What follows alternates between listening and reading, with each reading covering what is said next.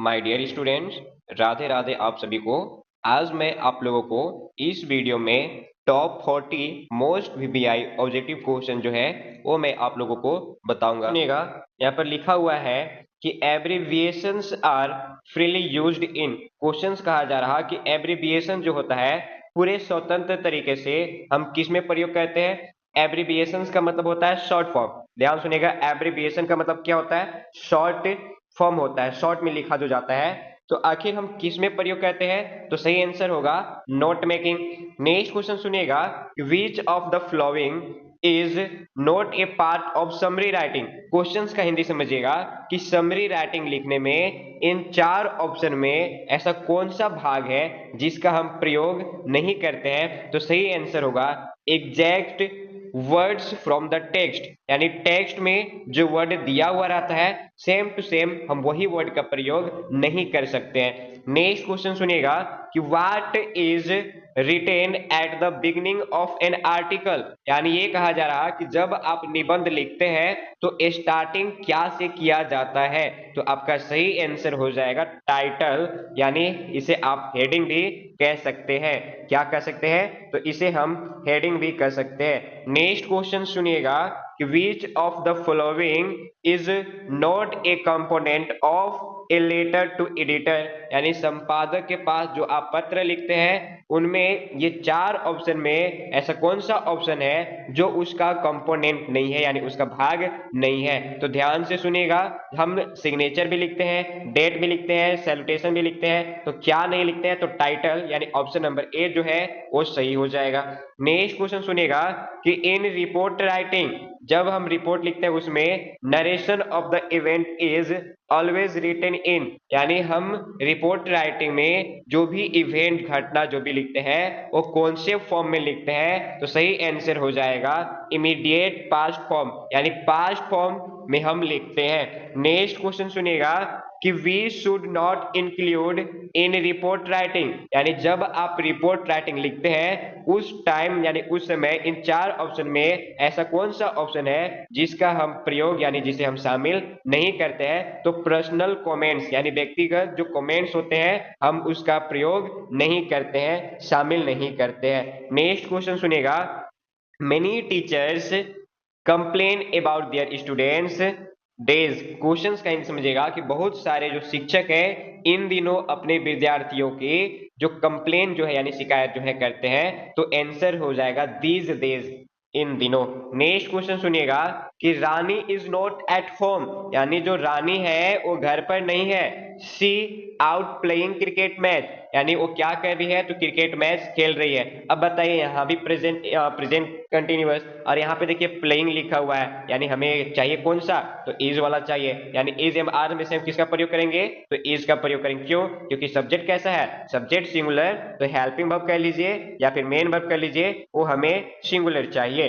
Next question सुनिएगा कि रानी writes a letter, यानी जो रानी है वो पत्र लिखती है। अब बताइए, आप लोग को तरीका क्या बताए थे कि जब क्वेश्चन में V1 या V5 दिख जाए तो आपको ऑप्शन में क्या खोजना है? तो इज खोजना है, एम खोजना है और आर खोजना है। और हम बताए हैं कि इज का प्रयोग कहाँ करेंगे, एम का प्रयोग कहाँ और आर का प्रयोग कहाँ करेंगे। तो यहाँ पर बताइए, ए लेटर है ना, ए लेटर है, तो राइट आंसर आपका क्या हो जाएगा? तो a letter is written by Rani, यानी ऑप्शन नंबर ए सही हो जाएगा। नेक्स्ट क्वेश्चन सुनिएगा कि if I were A bird I fly in the sky, यदि मैं पक्षी होता तो मैं आसमान में उड़ता। अब बताइए, क्वेश्चन में हम इस तरह के बताए हैं कि अगर इफ प्लस वर से क्वेश्चन आपका स्टार्ट होगा, इफ प्लस वर से, तो डायरेक्ट आंसर क्या हो जाएगा? तो वुड हो जाएगा। इस तरह के मैंने क्वेश्चंस आपको बताया था, तो राइट आंसर क्या हो जाएगा? ऑप्शन नंबर ए हो जाएगा। नेक्स्ट क्वेश्चन सुनिएगा कि आई हाउ टू स्विम। अब बताइए, मैंने क्या बोला था कि जहां भी आप टेंस में हाउ टू खोजिएगा, हाउ टू दिख जाए यानी हाउ टू दिख जाए तो आंसर आपका नो वाला होगा। और बताइए, आई के साथ किसका प्रयोग? V1 का, तो राइट आंसर क्या हो जाएगा? डू नॉट नो, यानी I do not know how to swim, यानी कैसे तैरा जाता है मैं नहीं जानता हूं। नेक्स्ट क्वेश्चन सुनिएगा कि आई सॉल्व दिस सम, यानी ये जो जोड़ है मैं इसे सॉल्व कर सकता हूं। तो अब बताइए कि विल का प्रयोग सेल कैन में। तो बताइए राइट आंसर क्या होगा? तो ऑप्शन नंबर डी जो है वो सही हो जाएगा, कैन। क्यों? क्योंकि यहाँ पर जो आई है यानी जो सब्जेक्ट है वो एबिलिटी को शो कर रहा है, एबिलिटी को शो कर रहा है, यानी उस व्यक्ति की जो योग्यता है, उस व्यक्ति की जो क्षमता है, उस क्षमता के बारे में बता रहा कि मैं इसे सॉल्व कर सकता हूं, यानी आई कैन सॉल्व दिस सम, यानी ये जो जोड़ है, ये जो हिसाब है, मैं इसे सॉल्व कर सकता हूं। क्यों? क्योंकि उस व्यक्ति के पास उसकी एबिलिटी है, योग्यता है, क्षमता है उस हिसाब को सॉल्व करने के लिए। नेक्स्ट क्वेश्चन सुनिएगा कि कुसुम प्रीफर टू कीप क्वाइट, यानी जो कुसुम है वो कीप क्वाइट यानी चुप रहने की जो ज्यादा महत्व जो है वो देती है। अब बताइए मैंने क्या बोला था कि कहीं भी अगर प्रीफर दिख जाए तो आराम से आंसर क्या कीजिएगा? वुड का प्रयोग कीजिएगा। नेक्स्ट क्वेश्चन सुनिएगा कि आई एम नॉट श्योर, यानी मैं निश्चित नहीं हूं, विल टीचर्स इंग्लिश, यानी कौन अंग्रेजी पढ़ाएगा? अब बताइए पढ़ाने कोई ना कोई व्यक्ति आएगा, इंसान आएगा। तो मैंने क्या बताया था कि हम हु का प्रयोग कहां करते हैं? तो पर्सन के साथ। मैंने बताया था कि हु का प्रयोग पर्सन के साथ करते हैं, तो आंसर क्या हो जाएगा? हु। थोड़े ना कोई एलियन आएगा, थोड़े ना कोई जानवर आएगा कि आपको पढ़ाएगा। तो इंग्लिश पढ़ाने के लिए कौन आएगा मुझे नहीं पता, यानी मैं श्योर यानी निश्चित नहीं हूं। नेक्स्ट क्वेश्चन सुनिएगा। नेक्स्ट क्वेश्चन कहा जा रहा कि द काउ इज एनिमल। अब ये बताइए कि मैंने क्या बोला था कि अगर ए और आई से स्टार्ट होगा, ध्यान सुनिएगा, ए और आई से स्टार्ट होगा तो आर्टिकल एन का प्रयोग करेंगे, और डब्ल्यू और वाई से स्टार्ट हो तो आर्टिकल ए का प्रयोग करेंगे। तो राइट आंसर क्या हो जाएगा? एन हो जाएगा, यानी the cow is an animal. Next question सुनिएगा कि Ramayana is a holy book, यानी रामायण जो बुक है, जो रामायण जो है वो क्या है? तो एक पवित्र ग्रंथ है। तो अब बताइए हम क्या बोले थे कि जब ग्रंथ महाग्रंथ के बारे में बात किया जाए तो वहां पे आर्टिकल द का प्रयोग करते हैं। तो right answer option number C हो जाएगा। नेक्स्ट ध्यान सुनिएगा, यहाँ पर देखिए मिलान करना है। यहाँ पे कैन दिया हुआ है, राधा है, ए है, सिंह है, सॉन्ग है। अब इसको हमें एक स्ट्रक्चर में बनाना है। कौन सा स्ट्रक्चर? तो सब्जेक्ट पहले चाहिए, अगर हेल्पिंग वर्ब दिया है तो उसका प्रयोग कीजिए, फिर मेन वर्ब का प्रयोग कीजिए, और उसके बाद ऑब्जेक्ट का प्रयोग कीजिए। अब हमें सब्जेक्ट खोजना है। सब्जेक्ट क्या है? तो राधा। ध्यान सुनिएगा, सब्जेक्ट क्या है? राधा। उसके बाद हेल्पिंग वर्ब चाहिए तो कैन हो जाएगा ना, हेल्पिंग वर्ब कैन हो जाएगा। अब बताइए सिंग, सिंग क्या है? मेन वर्ब है ना, तो यहाँ पे थर्ड हो जाएगा, फिर 4 में ए हो जाएगा और 5 में सॉन्ग हो जाएगा, यानी Radha can sing a song. Radha जो है गाना गा सकती है, ऑप्शन नंबर ए सही होगा। नेक्स्ट क्वेश्चन सुनिएगा, देखिए सेम क्वेश्चन वैसा ही है। हमें क्या करना है? तो सब्जेक्ट हेल्पिंग वर्ब है तो हेल्पिंग वर्ब, मेन वर्ब है तो उसका प्रयोग, और उसके बाद जो ऑब्जेक्ट है, एक्स्ट्रा वर्ड है, उसका प्रयोग। अब बताइए यहाँ पर क्या लिखा हुआ? He is weak to walk to. तो आपका सही आंसर क्या होगा? He is too weak to walk, he is too weak to walk, यानी वह इतना कमजोर है कि वो वॉक नहीं कर सकता, यानी चल नहीं सकता। ऑप्शन नंबर सी सही हो जाएगा।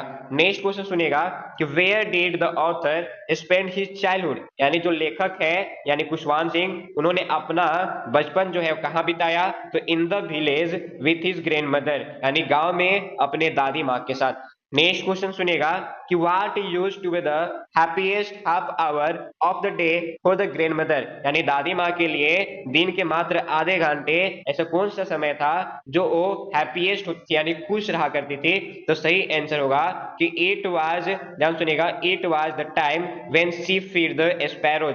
इट वाज हो जाएगा, it was the time when she feed the sparrows, यानी वो वैसा समय था जब गौरिया को खिलाती थी तो हमेशा खुश रहा करती थी, मात्र आधे घंटे। अगर आप कहानी पढ़े होंगे तो पता होगा कि कभी उनके पैर में आकर बैठ जाता, तो कभी उनके कंधे में, तो कभी उनके सर पर, तो कभी उनके पैर तो हो गया, हाथ हो गया, लेकिन दादी माँ कभी हटाती नहीं थी, बल्कि वो खुश हुआ करती थी। नेक्स्ट क्वेश्चन सुनिएगा कि the grand mother believe that the education should be, यानी दादी माँ विश्वास रखती हैं कि जो शिक्षा है वो कैसी होनी चाहिए? तो रिलीजन बेस्ड, यानी धर्म ग्रंथ से रिलेटेड जो है वो शिक्षा होनी चाहिए। नेक्स्ट क्वेश्चन सुनिएगा कि after how many years author had come from abroad, यानी जो लेखक है यानी खुशवंत सिंह, वो कितने साल के बाद विदेश से वापस लौटते हैं? तो राइट आंसर हो जाएगा 5 इयर्स, यानी 5 साल के बाद जो है वो विदेश से वापस आते हैं। क्या करने जाते हैं? तो हायर एजुकेशन करने के लिए। हायर एजुकेशन कहां पे? तो एब्रोड जाते हैं, यानी विदेश जाते हैं। नेक्स्ट क्वेश्चन सुनिएगा। नेक्स्ट क्वेश्चन कहा जा रहा कि the length of the wave walker was, यानी जो वेव वाकर यानी जो नाव है उसकी लेंथ यानी जो लंबाई है वो कितनी है, तो 23 मीटर। ऑप्शन नंबर 20 सही हो जाएगा। नेक्स्ट क्वेश्चन सुनिएगा कि what was the age of Sue. देखिए सू का यहाँ पे मतलब समझिएगा सुजैन, सुजैन ध्यान सुनिएगा, सुजैन ZANNE सुजैन। अब सुजैन कितने साल की थी, तो 7 साल की थी।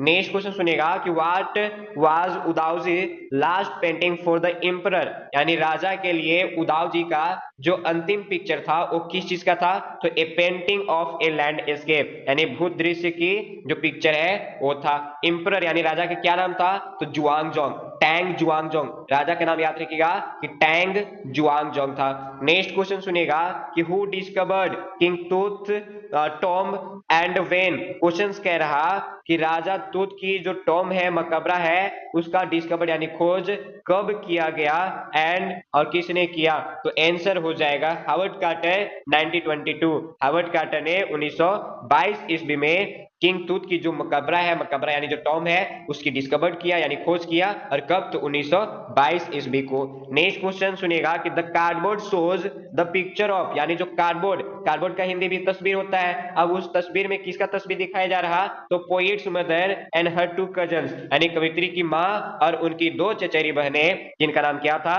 तो डॉली, एक का नाम क्या था डॉली और एक का नाम क्या था, तो आप डीटी कह लीजिएगा।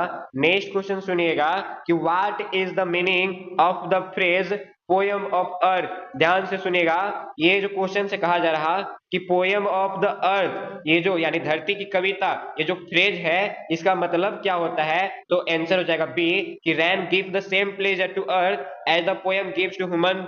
क्वेश्चन समझिएगा, मतलब इसका आंसर हिंदी में कि जिस प्रकार जो बारिश है धरती को खुशी प्रदान करती है, उसी प्रकार जो कविता है हम इंसानों को खुशी प्रदान करती है। अगर उदाहरण के लिए बात किया जाए तो आप खुद से सोचिए ना, आपने खुद ऐसा किया होगा कि जब हमें मन नहीं लगता, जब हम उदास होते हैं, तो हम गाना प्ले कर कर सुनते रहते हैं, जिससे हमें थोड़ा आनंद प्राप्त होती है। नेक्स्ट क्वेश्चन सुनिएगा, नेक्स्ट क्वेश्चन कहा जा रहा कि which month of the year is described in the poem the laburnum top. Question का हिंदी समझिएगा कि द लैबनम टॉप, ये जो कविता है, इस कविता में साल के कौन से महीना के बारे में बात किया गया है, तो राइट आंसर हो जाएगा सितंबर महीना।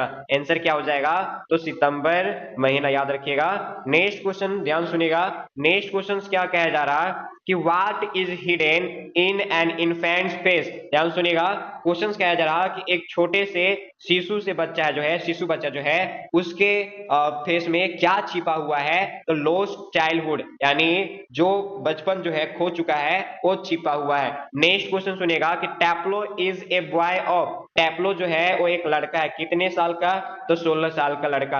अब बताइएगा चैप्टर का नाम क्या है, तो ब्राउनिंग वर्जन, ब्राउनिंग वर्जन, ध्यान सुनिएगा, browning version, version.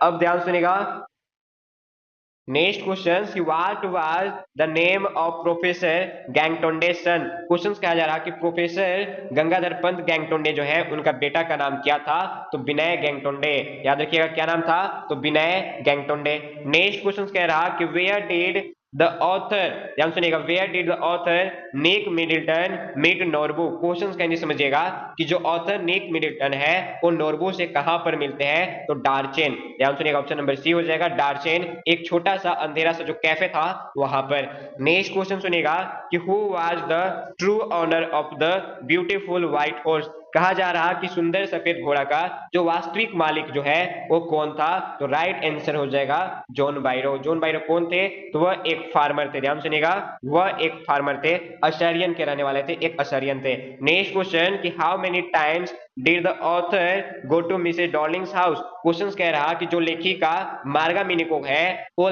Mrs Darlings के घर कुल कितने बार जाती है, तो 2 टाइम्स जाती है, 2 बार जाती है। फर्स्ट टाइम जो मिसेस डॉर्लिंग रहती है वो दरवाजा खोलती है, और दूसरी बार मिसेस डॉर्लिंग की जो बेटी है, डॉटर, ध्यान सुनिएगा, मिसेस डॉर्लिंग की जो डॉटर है, जो 15 साल की जो लड़की है, वो इस बार दरवाजा खोलती है और लेखिका घर के अंदर चली जाती है। नेक्स्ट क्वेश्चन सुनिएगा, what was the age of Ratna.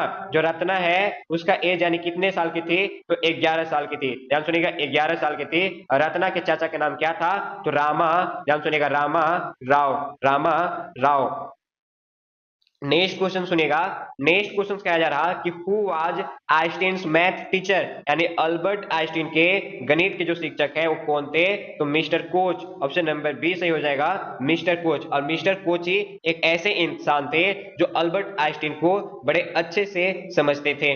Next question सुनिएगा कि Shahid was found of the music of, यानी जो शाहिद है वो कौन से गाने का शौकीन थे? तो बेगम रोशन आरा के। बेगम रोशन आरा, ध्यान सुनिएगा, बेगम रोशन आरा के जो म्यूजिक है उनके ये शौकीन थे। नेक्स्ट क्वेश्चन सुनिएगा कि who is the author of birth, यानी बर्थ चैप्टर के जो लेखक है वो कौन है? तो एजे क्रोनिन है। ध्यान सुनिएगा, एजे क्रोनिन है। नेक्स्ट क्वेश्चन सुनिएगा। नेक्स्ट क्वेश्चन कहा जा रहा है कि the arc was built very, यानी जो आर्क है यानी जो द्वार है वो बहुत क्या बनाया गया? तो राइट आंसर हो जाएगा लो, यानी छोटा बनाया गया। तो मैंने आपको इस वीडियो में टॉप 40 एमसीक्यू क्वेश्चन जो है वो मैंने आपको बताया।